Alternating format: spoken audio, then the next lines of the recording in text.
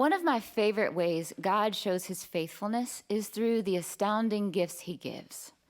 But sometimes God's faithfulness becomes more obvious to us when he withholds things. Sometimes he allows life to feel unfair. How do we react when life feels unfair?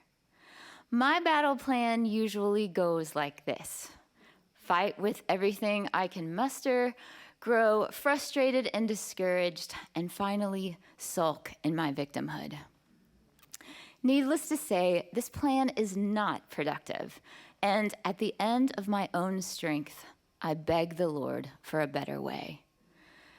In recent years, I have found help and encouragement in the story of Hannah. She teaches us how to navigate life's seemingly unfair seasons with humble patience, deep peace, and authentic joy. Hannah beautifully demonstrates meeting with God in vulnerability. In 1 Samuel 1, she entered the tabernacle, and in deep brokenness, with many tears, she poured out her heart to the Lord. She did not simply resign herself to her circumstances and praise God anyway. She brought her aching heart and passionately prayed about what weighed her down. In her weakness, she came and offered up her desire to the only one who could bring change.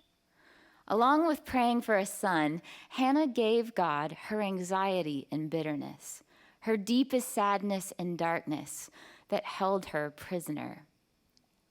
In giving the longings in the recesses of her heart to the God who created her, no walls stood between them.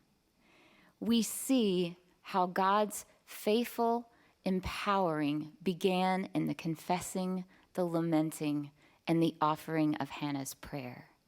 And we learn that meeting with the Lord in prayer requires our total honesty and trust that he hears and wants to work in every heartache we lay before him.